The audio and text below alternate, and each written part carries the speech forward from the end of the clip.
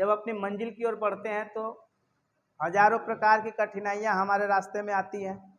ठीक है, ये बीच बीच में मैं फिलॉसफी भी देता रहता हूँ, शायद उसी से किसी का चाबी खुल जाए, ढक्कन, वो क्या बोलते हैं, ताला, ढक्कन वाला ताला खुल जाए दिमाग का।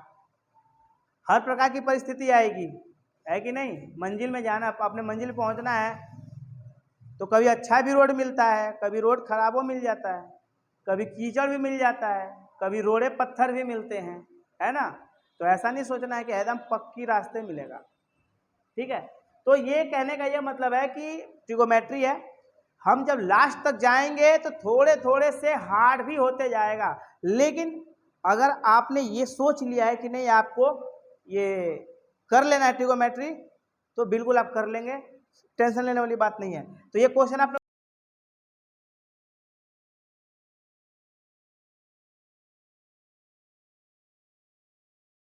पिछला जो सेशन हुआ था उसमें हमने ट्रिगोमेट्री बिल्कुल स्टार्ट किया था, यानी कि ट्रिगोमेट्री का बिल्कुल एकदम स्टार्टिंग पॉइंट था कि ट्रिगोमेट्री होता क्या है, उसका इंट्रोडक्शन दिया था, और उसके जो स्टार्टिंग का जो फॉर्मूला था वो मैंने उसके बारे में बताया था। ठीक है, ये जो है वीडियो का सेकंड पार्ट है, तो सेकंड पार्ट का मतलब हो गया कि थोड़ा सा मुझसे आगे थोड़ा सा सीखेंगे क्या होता है।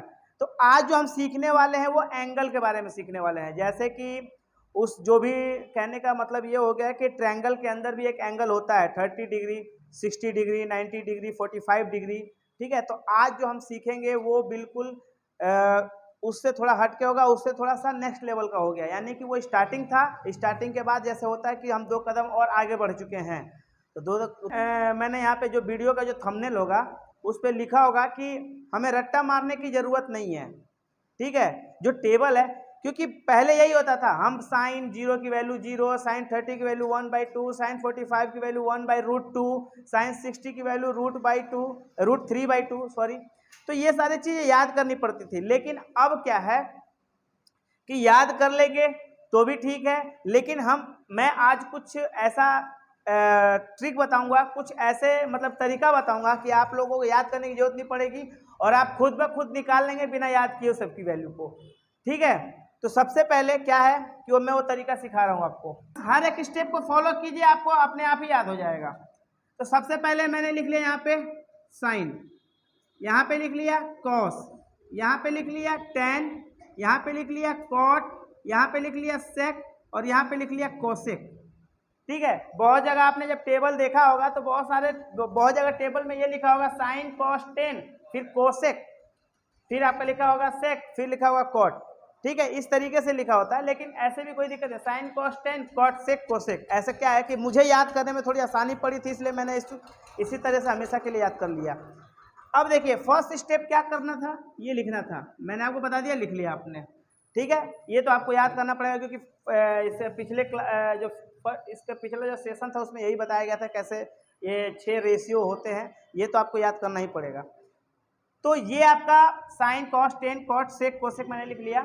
यहाँ पे हमने बना दिया 0 डिग्री, क्योंकि सबसे पहला जो कॉलम होगा 0 डिग्री का होगा। फिर हो गया आपका 30 डिग्री, फिर आपका 45 डिग्री, फिर 60 डिग्री, फिर आ जाइए 90 डिग्री। तो लाइन जो है सीधा नहीं होगा भाई। ठीक है, मान लेना कि सीधा मैंने लाइन खींचा आया, अब स्केल तो है नहीं मेरे पास। तो फर्स्ट मैंने क्या किया, ये 6 रेशियो थे वो मैंने लिख दिया, फिर 0 degree, 30 degree, 45 degree, 60 degree, 90 degree, क्योंकि आपको क्लास 10th में अभी इतना ही पढ़ना है, यानी कि 0 डिग्री से स्टार्ट करके 90 डिग्री तक ही पढ़ना है। लेकिन आप लोग ये मत सोचिए कि बस 90 डिग्री तक ही होता है, 90 से भी ऊपर जाता है, 120 डिग्री। ठीक है, 120 डिग्री, 150 डिग्री, 180 डिग्री, मतलब इसका ये नहीं है कोई लिमिट है कि 90 तक ही होता है, इसके आगे नहीं होता, इसके आगे भी होता है, लेकिन आपको ये पढ़ाया जाएगा क्लास 11th में। ठीक है, अभी आपको नहीं पढ़ाया जाएगा, तो आपको अभी क्या करना है, बस इतना याद रखना है, 0 से लेकर 90 तक हो गया।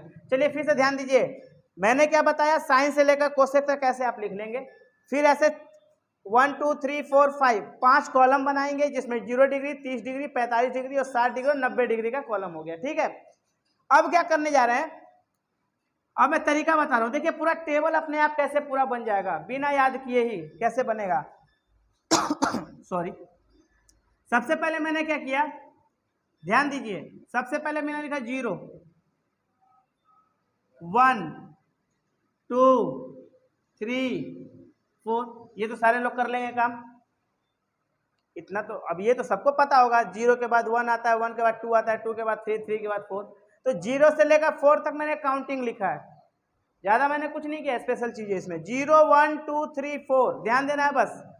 कैसे, तो फर्स्ट हमने क्या किया, 0 से लेकर 4 तक हमने काउंटिंग लिख दिया, ठीक है। अब क्या कर देते हैं, सबको 4 से डिवाइड कर दीजिए, ये भी सब लोग कर लेंगे, कोई टफ काम तो है नहीं। सबको हमने क्या किया, 4 से डिवाइड कर दिया, आसान है। सबसे पहले क्या किया, 0 से लेकर 4 तक काउंटिंग लिखा, फिर क्या किया, सबको 4 से हमने डिवाइड कर दिया, ठीक है। तीसरा काम क्या कीजिए, इसको रूट के अंदर डाल दीजिए, बस 3 काम करना था। पहला काम क्या था, 0 से लेकर 4 तक लिखे, फिर क्या किए, सबको हमने 4 से डिवाइड किया, और तीसरा में हमने क्या किया, सबको रूट में डाल दिया। अब एक काम करते हैं, यहां पे वैल्यू निकाल के रख देते हैं।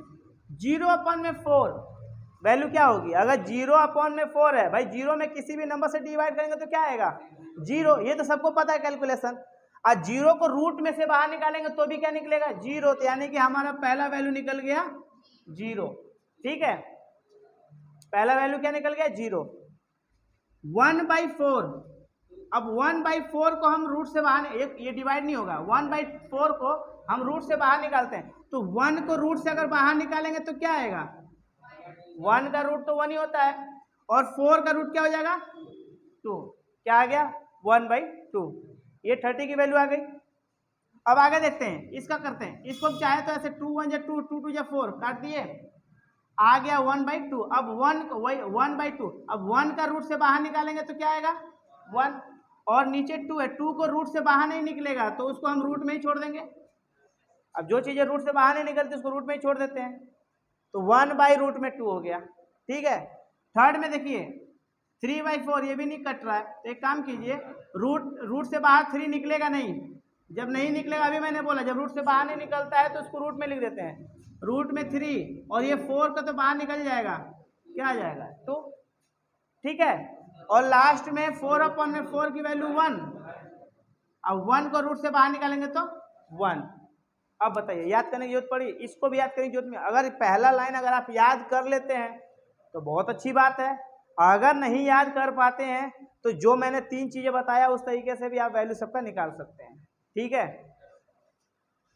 तो 0 1/2 1/√2 3/2 और 1, ये वैल्यू निकल गया सबका। एक हमारा ऊपर का वैल्यू निकल गया, उसके बाद क्या करेंगे, कॉस का निकालेंगे, ठीक है। अब कॉस का निकालने के लिए क्या करेंगे, हाँ इसी को हम, यानी ये जो लास्ट वाली वैल्यू है इसको शुरू में लिख देते हैं, सेकंड लास्ट को सेकंड में लिखते हैं, मतलब कुल मिला के ये जो शुरू वाली जो वैल्यू हमने निकाला है। अब एक काम करता हूँ थोड़ा सा कि ये मैं रफ कर देता हूँ, क्योंकि इसका तो काम हो गया निकालने का, अब ज्यादा कंफ्यूजन होगा इसलिए इसको रफ मैंने कर दिया, ठीक है। यानी कि आपको केवल देखना है क्या, वो वैल्यू जो मैंने निकाल दिया है, ठीक है। तो ये वैल्यू कैसे निकाला वो मैंने आपको बता दिया, ठीक है। अब एक काम करता हूँ, मैं यहाँ पे जो उसकी वैल्यू निकल के आई थी मैं उसको लिख देता हूँ। पहले का 0 आया था, फिर 1/2 आया था, 1/√2 आया था, और रूट में 3/2 आया था, और यहाँ पे 1 आया था, ठीक है ना। यही वैल्यू सारी आई थी, मैंने लिख दिया। अब क्या करना है, कॉस के लिए इसको उल्टा करना है, यानी पीछे का सबसे आगे, यानी कि 1, फिर ये वाला यहाँ पे आ जाएगा, फिर ये यहीं पे हो जाएगा, ये तो फिर ये वाला यहाँ आ जाएगा, फिर ये वाला यहाँ पे आ जाएगा। कुछ नया नहीं हुआ इसमें, बस क्या है कि जो साइन की वैल्यू निकली हुई है उसी को हमने पीछे से शुरू करके लिख दिया, उसी का उल्टा कर दिया। ये हमारा वैल्यू निकल गया किसका, कॉस का निकल गया, ठीक है। अब बारी है tan का, चलिए इसका भी नियम बता देता हूँ। tan का साइन का निकल गया, और क्या निकल गया हमारा, कॉस निकल गया, दोनों वैल्यू निकल गया। अब एक काम कीजिए, tan का निकालना है ना, ये बीच में लाइन खींच लीजिए, समझिए कि इसमें हम इससे डिवाइड कर रहे हैं, लाइन मैंने खींच दिया है। समझिए कि ऊपर वाले में डिवाइड कर रहा हूँ नीचे वाले से, तो आप ही बताइए 0 में 1 से डिवाइड करेंगे तो क्या आएगा 0। अच्छा, इसमें इसका डिवाइड करेंगे तो ये 2 से 2 कैंसिल हो जाएगा, तो क्या बचेगा 1/√3। अगर देखा जाए इसको डिवाइड करेंगे तो ये कट रहा है, तो कट गया तो क्या बचा 1/√3 बचा। ठीक है, तो वही हमें करना है यहाँ पे, इसको मैं वापस लिख देता हूँ।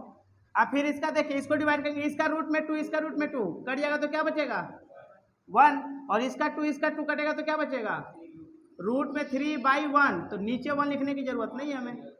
अब इसका 1/0, 1/0 क्या होता है अनडिफाइंड, अल्फा नहीं बोलते इसको, अनडिफाइंड बोलते हैं, यानी कोई डिफाइंड। ये आपको पढ़ाया गया है कि जो रेशनल नंबर होता है, जो परिमेय संख्या होता है, परिमेय संख्या का जो डिनोमिनेटर होता है वो कभी 0 नहीं हो सकता। पढ़ाया गया ना कि अरे आप लोग को याद कराया गया होगा कि रेशनल नंबर क्या होता है, तो जो भी नंबर P/Q के फॉर्म में होता है but Q is not equal to 0, Q कभी 0 नहीं होना चाहिए, क्योंकि नीचे का कभी 0 हो ही नहीं सकता है, क्योंकि उसको हम डिफाइन ही नहीं कर सकते ना, इसलिए उसको अनडिफाइंड बोलते हैं। जब जिसको डिफाइन नहीं कर सकते उसको अनडिफाइंड बोलते हैं, हिंदी में अपरिभाषित बोलते हैं। तो 1/0 आ गया तो इसके नीचे 0 आ गया ना, तो इसीलिए इसकी कोई वैल्यू नहीं, इसको अनडिफाइंड बोलेंगे ये चीजें। तो ये समझ में आया कि जो tan हमारा निकला है वो साइन और कॉस का डिवीजन से ही निकल गया।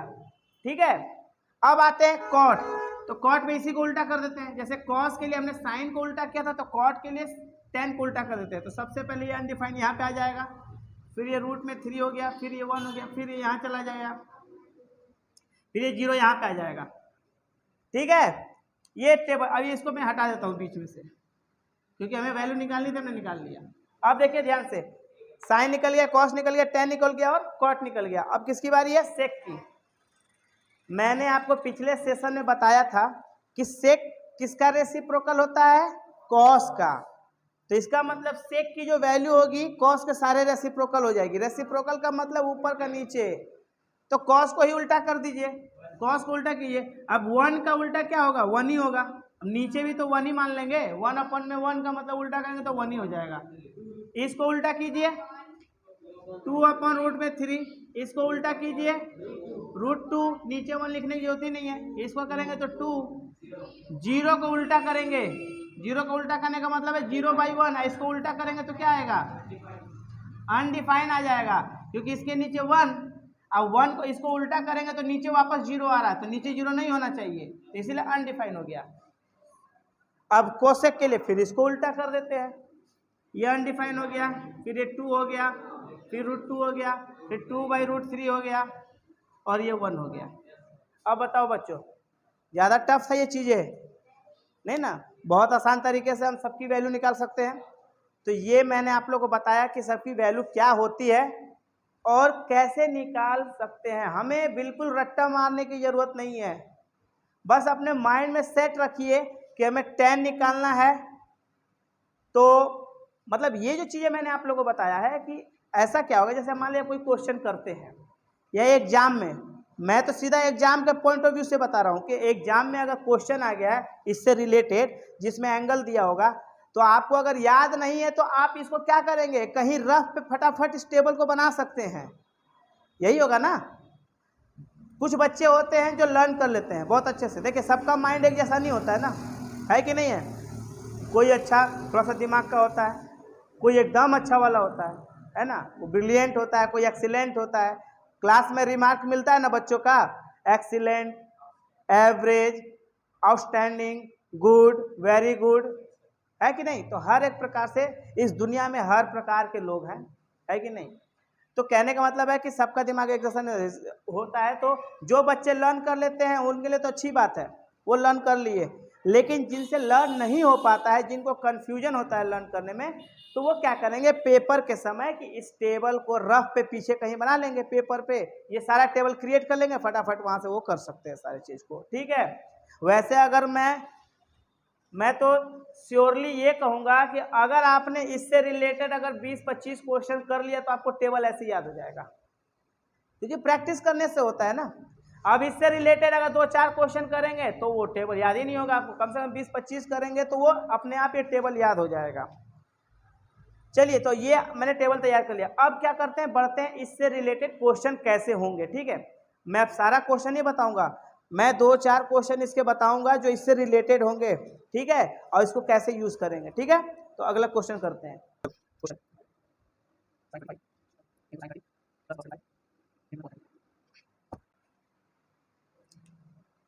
चलिए ये देखिए सामने आपके क्वेश्चन है बोर्ड पे, ठीक है।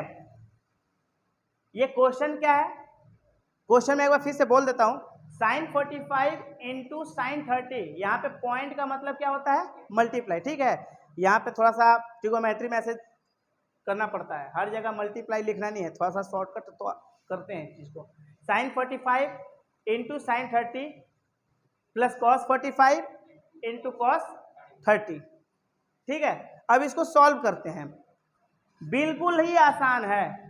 अब कहने का मतलब है वो बच्चों वाली बात हो गई, लेकिन जो लोग पहली बार पढ़ रहे होंगे तो उनके लिए थोड़ा सा अच्छा है, कोई दिक्कत नहीं है, आपके बुक में दिया है तो करना तो पड़ेगा ही। साइन 45 सिंपल है, जो टेबल अभी मैंने आपको बताया उसी से देख के बताइए। साइन 45 की वैल्यू क्या थी, 1/√2 इंटू है, मल्टीप्लाई लगा दिए। साइन 30 की वैल्यू क्या थी, 1/2 प्लस कॉस 45 की वैल्यू क्या है, यही साइन 45 वाली तो वैल्यू होती है 1/√2, टेबल देखिए अपना। और कॉस 30 की वैल्यू क्या होती है, √3/2। सिंपल है, कुछ नहीं किया, जो वैल्यू है हमने पुट कर दिया। अब इसका बताइए मल्टीप्लीकेशन कितना होगा, इसका मल्टीप्लाई क्या होगा, 1 का 1 में करेंगे तो 1, और इसका मल्टीप्लाई क्या होगा, 2√2 प्लस इसका √3, और ये कितना हो जाएगा 2√2, ठीक है। अब देखिए ध्यान से, इसके नीचे भी 2√2 है, इसके नीचे भी 2√2 है, यानी कि हमने क्या कर दिया, 2√2 नीचे ले लिया, ऊपर का सिंपल 1 प्लस में √3, यही हमारा क्या हो गया आंसर। आप लोग भी इसको वीडियो को पॉज करके इस क्वेश्चन का सॉल्यूशन उतार सकते हैं, ठीक है। आगे नेक्स्ट क्वेश्चन करेंगे।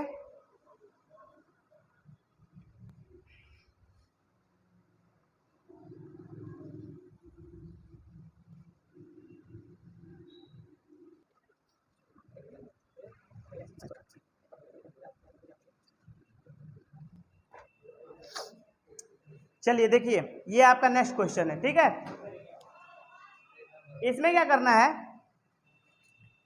कि इससे पहले वाला जो क्वेश्चन है, जस्ट इससे पहले वाला जो क्वेश्चन किए थे, इस क्वेश्चन पे थोड़ा ध्यान दीजिए सब लोग, आप लोग। इससे जस्ट पहले वाला क्वेश्चन में स्क्वायर नहीं था, एक वैल्यू था, इसमें स्क्वायर दे दिया, इसलिए मैं थोड़ा सा इसको बता देता हूँ, क्वेश्चन बीच में स्क्वायर आ गया। इससे पहले वाले में सिंपल था, अभी क्या दे दिया, थोड़ा स्क्वायर दे दिया, यानी कि थोड़ा सा चेंज किया है, हल्का सा। तो बस इसको सॉल्व कर लेते हैं। तो इसमें क्या करेंगे ना, साइन स्क्वायर 30 है, तो साइन स्क्वायर 30 का मतलब ये हो गया कि जो साइन 30 की वैल्यू होगी उसी का स्क्वायर करेंगे।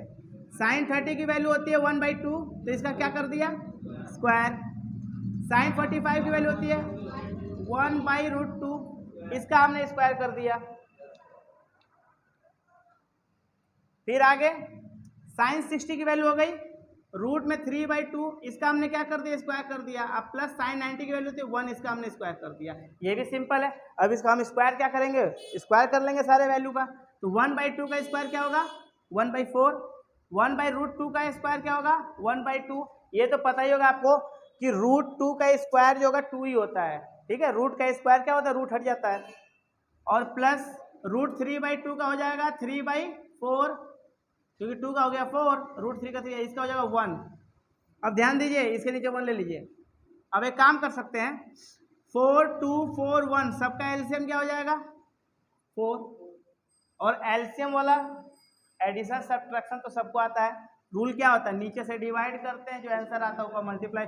4 से 4 में डिवाइड करेंगे 1 आएगा, और 1 का 1 में करेंगे 1 आएगा, ये सबको पता है। 2 का 2 में करेंगे 2, 2 1 2 है ना, 2 2 जा 4 2 ये क्या हो जाएगा 3, और ये हो जाएगा आई थिंक 4 हो जाएगा। 2 1 3 3 6 4 10 बटे में 4, 2 2 जा 4, 2 5 जा 10, हमारा आंसर आ गया 5/2। सिंपल था, ज़्यादा हार्ड नहीं है। हम धीरे धीरे हार्ड की तरफ बढ़ रहे हैं, लेकिन अभी शुरुआत है ये, ठीक है। तो ये क्वेश्चन भी उतार लीजिए, आप भी अपने वीडियो को पॉज करके यहाँ से सॉल्यूशन उतार लीजिए।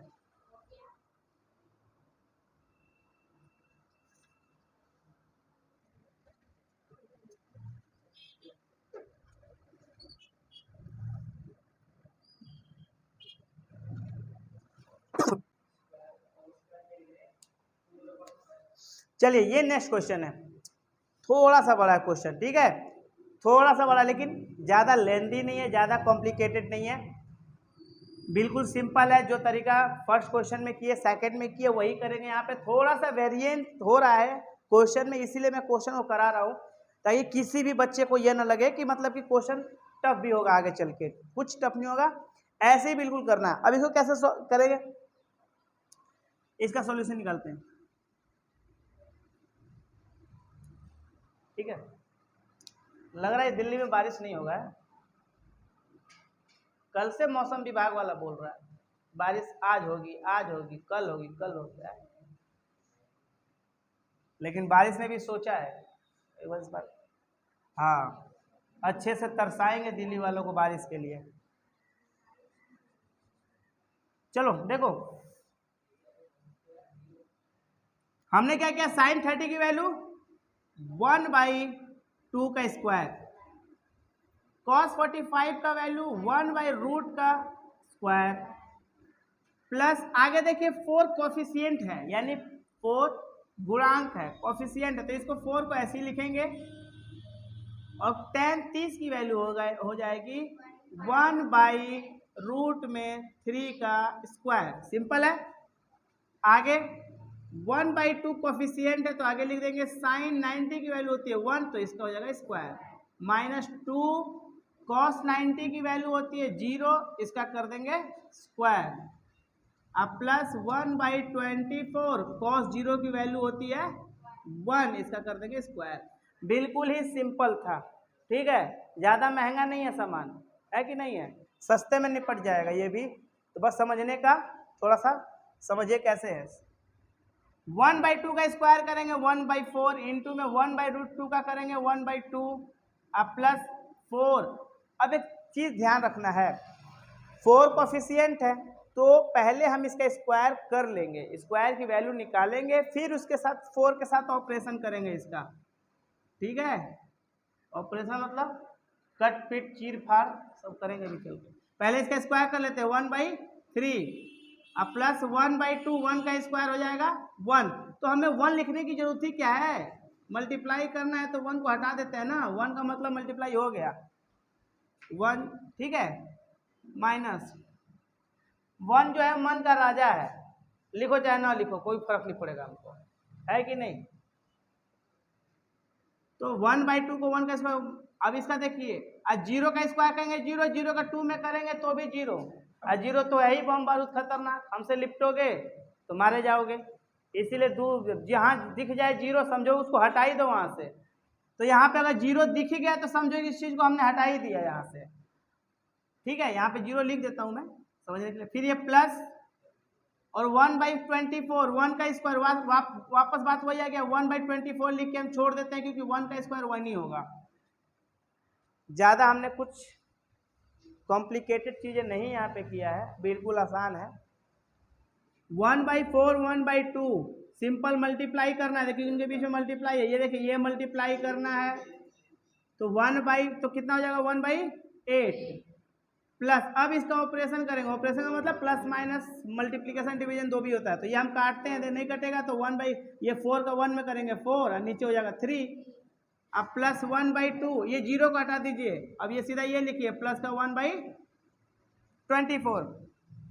अब एक काम करते हैं, एलसीएम लीजिए सबका, 8, 3, 2, 24, सबका एलसीएम आई थिंक वही आएगा 24 आएगा, आज का टेबल पड़े वही चीज़, वही कहानी फिर से दोहराओ बचपन वाली, हैं, जब मैं छोटा था वही एलसीएम लेके करता था जो भी थे। आज का टेबल पढ़ो, 8 3 24, 3 बार में गया ना, 3 एकम 3, बीच में हिंदी भी घुसा देता हूँ मैं, ठीक है, तो छोटा पड़ता है हिंदी बोलना थोड़ा, है ना।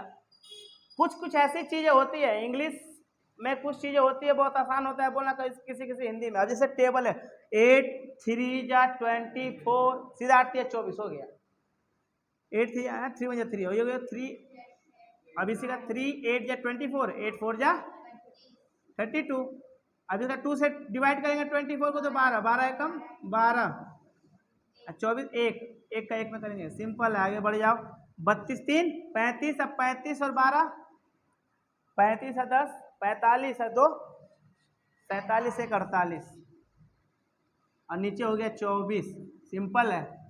48/24 काटोगे तो कितना आएगा 2, 24 दूना 48, ये तो सबको पता है। ठीक है, तो फटाफट आप लोग उतार लीजिए और आप लोग भी वीडियो को पॉज करके इस क्वेश्चन का सॉल्यूशन आपके सामने इसको उतार लीजिए। ठीक है,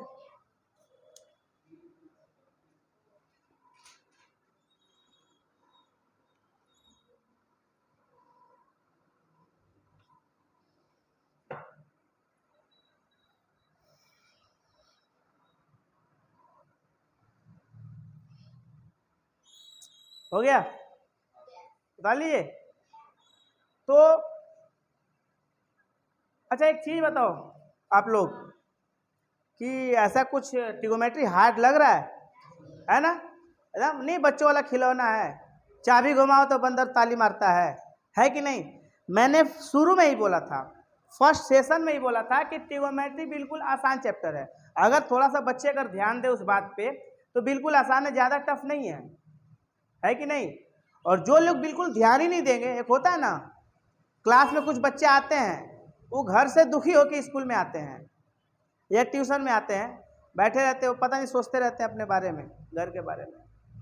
आज सोचेंगे अब मोबाइल तो चार्ज हुआ नहीं, मैं पबजी खेलूंगा कैसे? इधर ट्रिगोमेट्री निकल जाता है आके, फिर कहते हैं बाद में समझ में नहीं आया।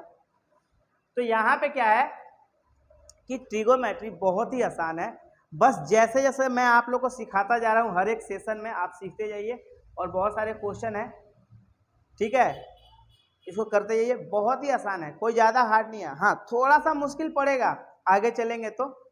देखिए जब अपनी मंजिल की ओर बढ़ते हैं तो हजारों प्रकार की कठिनाइयाँ हमारे रास्ते में आती हैं, ठीक है। ये बीच बीच में मैं फिलॉसफी भी देता रहता हूँ, शायद उसी से किसी का चाबी खुल जाए, ढक्कन वो क्या बोलते हैं ताला, ढक्कन वाला ताला खुल जाए दिमाग का। हर प्रकार की परिस्थिति आएगी, है कि नहीं? मंजिल में जाना, अपने मंजिल पहुँचना है तो कभी अच्छा भी रोड मिलता है, कभी रोड खराबो मिल जाता है, कभी कीचड़ भी मिल जाता है, कभी रोड़े पत्थर भी मिलते हैं, है ना? तो ऐसा नहीं सोचना है कि एकदम पक्की रास्ते मिलेगा, ठीक है। तो ये कहने का ये मतलब है कि ट्रिगोमेट्री है, हम जब लास्ट तक जाएंगे तो थोड़े थोड़े से हार्ड भी होते जाएगा, लेकिन अगर आपने ये सोच लिया है कि नहीं आपको ये कर लेना है ट्रिगोमेट्री तो बिल्कुल आप कर लेंगे, टेंशन लेने वाली बात नहीं है। तो ये क्वेश्चन आपने उतार लिया, आगे क्वेश्चन देखें थोड़ा सा दूसरे टाइप के क्वेश्चन कैसे होंगे, ठीक है। तो अब कहने का मतलब है इस टाइप के जितने भी क्वेश्चन आएंगे वैल्यू निकालने वाले आराम से आप कर लेंगे उस चीज को, ठीक है। अब थोड़ा सा दूसरे टाइप का भी देखते हैं क्योंकि हमें हर क्वेश्चन को टच करना है, ठीक है। और दूसरी बात की ये जैसे कि अब ये वीडियो है, अब वीडियो में जैसे मान लीजिए हमारे बुक में दिया हुआ है 20 क्वेश्चन दिया हुआ है, ठीक है। अब ये 20 क्वेश्चन को मैं अगर बोर्ड पे कराने लग जाऊं तो कितना मतलब बहुत घंटे का वीडियो बन जाएगा और कहने का मतलब है देखने वाला भी बोर हो जाएगा। तो इसीलिए आप लोग का तो मैं करा रहा हूँ क्लास के अंदर, लेकिन जो लोग ऑनलाइन देख रहे हैं इस चीज़ को तो वो जो है दो मतलब कि जैसे जैसे चेंज होगा क्वेश्चन वैसे वैसे मैं क्वेश्चन कराता रहूँगा, ठीक है। सारे क्वेश्चन नहीं हो पाएंगे इस पर, लेकिन तो मैं हर एक क्वेश्चन को कराऊंगा जो ट्रिगोमेट्री से रिलेटेड है, ठीक है। तो आगे क्वेश्चन, इसके बाद वाला क्वेश्चन लिखते हैं।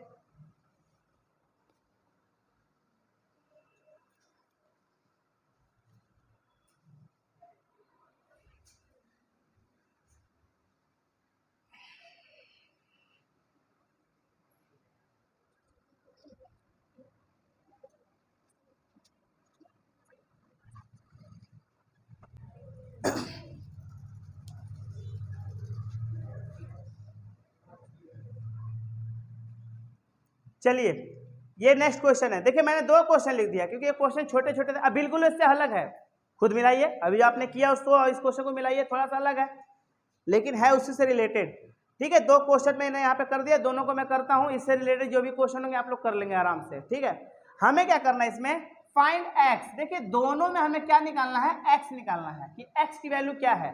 एक्स की वैल्यू हो सकता है एंगल की बात पूछ रहा होगा, कितना एंगल होगा वहां पे, ठीक है। तो एक्स पूछ रहा है कि एक्स की वैल्यू क्या है, तो इसको देखिए कैसे करेंगे। ये एक प्रकार से इक्वेशन है, समीकरण, ठीक है। तो एक काम करते हैं सॉल्व करने के लिए, ये साइन 3x ये 2 को नीचे भेजते हैं इधर RHS की तरफ, तो क्या हो जाएगा रूट में 2 अपॉन में 2, ये सबको पता है। अब एक काम करते हैं, sign 3x is equal to, अच्छा आपको पता है इसको √2, अच्छा आपको पता है कि 2 में कितने √2 होते हैं? ये तो सबको पता है ना कि √2 मल्टीप्लाई √2 को मल्टीप्लाई करेंगे तो 2 ही आएगा ना, तो इसीलिए मैंने 2 को लिख दिया √2 मल्टीप्लाई √2, वैल्यू तो वही आएगी। मैंने इसलिए लिख दिया क्योंकि इससे ये कट गया, यानी ऊपर 1। अब देखिए ध्यान से, sign 3x is equal to क्या आ गया? 1/√2। अब यहाँ पे देखिए, यहाँ पे साइन 3x है, तो एक्चुअली यहाँ पे साइन है, तो मैं भी यहाँ पे कोशिश करूंगा कि ये भी साइन के फॉर्म में आ जाए, क्योंकि यहाँ पे साइन है, फिर कंपैरिजन कर लेंगे। तो साइन, अब आप ही बताइए कि साइन किसकी वैल्यू होती है 1/√2? तो साइन 45 की होती है, साइन 45 की होती है ना वैल्यू, साइन 45 की वैल्यू होती है 1/√2। तो 1/√2 के जगह पे हमने क्या लिख दिया? साइन 45। हमने गलती तो नहीं किया ना? अब देखिए ध्यान, इन दोनों का कंपैरिजन कीजिए, ठीक है? ऐसे हमने काट दिया, ये गलत बात है, हम नहीं काट सकते। मैंने इसलिए बताया कि बहुत बच्चे काट देते हैं, कहते हैं सर दोनों तरफ साइन है, साइन से साइन कट गया। जी नहीं, यहाँ पे काटने पीटने वाला काम नहीं होगा। यहाँ पे क्या है कि सिर्फ आपको कंपैरिजन करना है कि sine 3x is equal to sine 45x, तो यहाँ भी साइन यहाँ भी साइन, तो हमारा 3x किसके इक्वल में आ गया? 45 के इक्वल में आ गया ना। 3x जो है वो हमें काटना नहीं है, लेकिन बात वही है कि साइन साइन हमें हटा देना है, हमें सिर्फ लेना है 3x और 45। तो 3x is equal to 45, x is equal to 3 नीचे आ जाएगा, 15×3 = 45, x की वैल्यू आ गया 15 डिग्री। ये हमारा आंसर है, x वैल्यू निकल गया, सिंपल है। उसी तरह इसको भी निपटा देते हैं, इसको भी क्या करते हैं, साइन x/2, ये 2 को नीचे भेजेंगे इसके यहाँ, तो यहाँ पे आ जाएगा 1/2 आ गया। अब देखिए sign x/2 is equal to 1/2 किसकी वैल्यू होती है? साइन 30 की, साइन 30 की। अब देखिए ये भी साइन कंपैरिजन करेंगे तो ये अब हम ले लेते हैं, साइन साइन को छोड़ दीजिए, बाकी ले लीजिए, x/2 इज इक्वल टू 30। अब ये 2 यहाँ जाएगा, डिवाइड है तो मल्टीप्लाई हो जाएगा, तो कितना आ गया? 60। लीजिए ये भी हमारा आंसर निकल गया। ज़्यादा टफ नहीं था, आसान था, मैक्स निकालना था, यानी एक्स निकालना था या अच्छा कभी कभी ऐसा भी क्वेश्चन आता है कि यहाँ पे थीटा दे देगा, जैसे 2 sin 3 theta is equal to √2, तो बस एक्स के जगह पे थीटा दे देगा, तो उससे कोई फर्क पड़ेगा? कुछ नहीं पड़ना। थीटा पूछ रहा है, इसमें भी एंगल ही पूछ रहा था, वो भी एंगल ही पूछेगा, ठीक है? तो इस तरीके से एक्चुअली क्या है ना कि ये एक प्रकार से एक कंपटीशन के एग्जाम के पॉइंट ऑफ व्यू से भी है, क्योंकि कंपटीशन वाले एग्जाम में ऐसे ही पूछ देता कि एंगल कितना होगा, ठीक है? तो इसको भी आप लोग उतार लीजिए और आप भी वीडियो को पॉज करके इस क्वेश्चन का सोल्यूशन उतार लीजिए, ठीक है?